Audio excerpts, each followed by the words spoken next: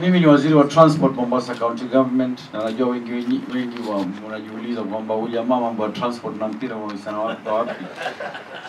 Na pia mimi sijajihusisha kwenye mpira, kwenye management ya mpira, sijajihusisha kama nyinyi, na sijajihusisha kwenye siasa pia ya mpira.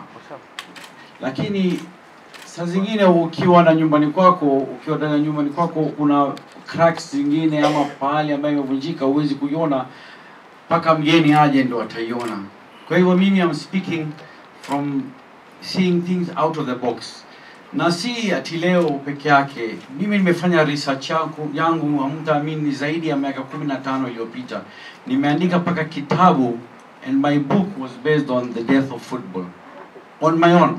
Lakini sikupata forum yoyote kama hii kuongea na watu kama nyinyi ambaye mko stakeholders wa mpira. Kwa hivyo leo nina furaha nimepata ile opportunity, na niliposikia kwamba kuna mkutano kama hii, nimempigia Mbarak simu na nikamwambia please, nataka kuwa part and parcel of this, ili nitoe pia zile fikra ambaye nilikuwa ninazo. Na kwa sababu hatuna wakati, nafikiri kuna mazishi na watu wa media pia watakapoondoka, nimefupisha na nimefanya in brief. Lakini kama kuna forum nyingine pia nitafafanua zaidi. And the topic of today is the death of football in Kenya. We all know that football has died in Kenya, and we will need to understand why. This is Faisal, who won the league in 1965. And from 1965, it's been 56 years, there is no team from Mombasa that has won the National Premier League. You have to ask yourselves why. What is the problem? As you see, Faisal won in 1965, and then Abaluya, Dormahia, and all that. Zamani, ukienda stadium, inakumbuka tulipokuwa wadogo, stadiums were all full. This is all how football was. How sio coach, silikuwa hivi. Ligi yetu hii ni league, Premier League. Ilikuwa hivi. What has happened? All of a sudden, football is dead. This is the Premier League games. Hata teams za school, they've got more support base. Galia stands. This is the stands. This is the Kenya Premier League. That is where the problem is. This is the problem. There are no fans. There are no fans whatsoever. That's why you ask yourself, where's the money? And you want to beg for money. Every time you ask for money, you have to go to a politician to ask for money, and the politicians take advantage of us. Vile mwenzetu mmoja hapa alisema mambo ya majezi, mambo ma tournament. Mimi watu wengi sana wameniuliza can you find tournament, because I don't believe in it. The problem is bigger than just having a tournament alafu ishe. We have to solve the whole problem nationally and create an environment whereby the football players must earn a living from playing football. So, our supporters wako wapi? Where are they? Do you want to know where these supporters are? In the political rallies. Hapa ndio wako. They have all gone to political rallies. So, this is a Jubilee rally some time ago. This is our crowd. This is our target. These are the crowd that we want. If you can get this crowd, you will get the money. You don't have to beg for money from anywhere. The corporates wenyewe watakuja, because the corporates, they want these eyes. And the big companies want these eyes. But today, we go to beg. We're looking, we're asking, the companies ziko wapi? Where are these companies? Why are they not giving us money? No company will give you money unless kuna maslahi yao. And maslahi ya big industries is those eyes. So, my next question is, where is the problem? Who took these supporters, and who benefited from them? So when you have a support base like this, the person to benefit is supposed to be the football players, and they should earn money from it. But right now, the politicians have taken over, and here they are. They are the ones benefiting. Why? Why is it? Because football, these guys are clever. They've realized how to pull a crowd is through community-based teams. So they turned the politics of Kenya to be community-based politics or tribal politics. That's why when you are following ODM, you're following it because it's part of your community. When you follow Kalonzo Musyoka, you will follow him if you're from his region. And if you're following him, you will follow him because you're from his region. So that is where the problem is, and that is how we had got it right from the beginning.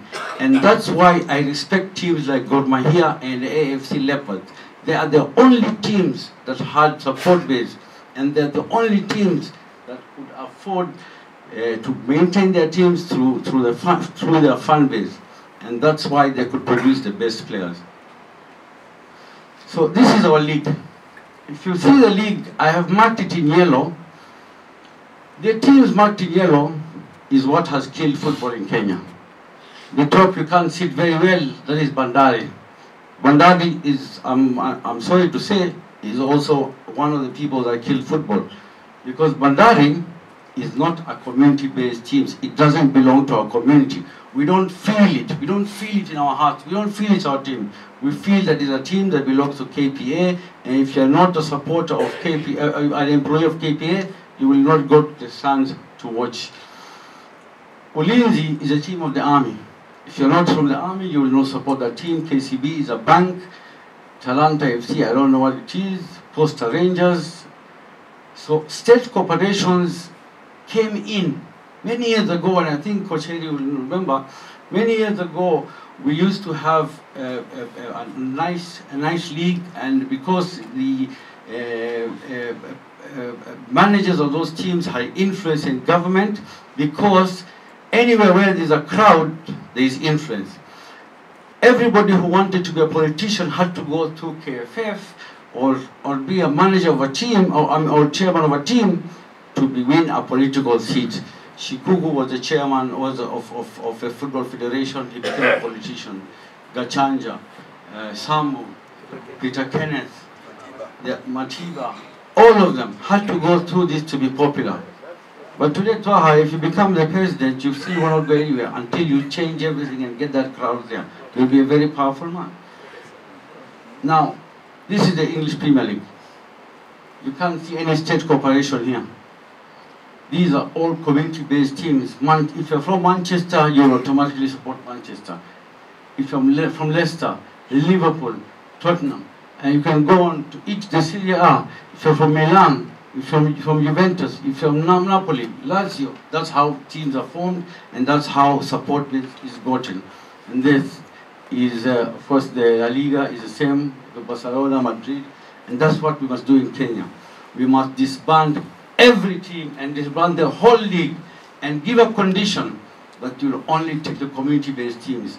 Get those crowds back from the politicians, get them into football, and you'll make your money.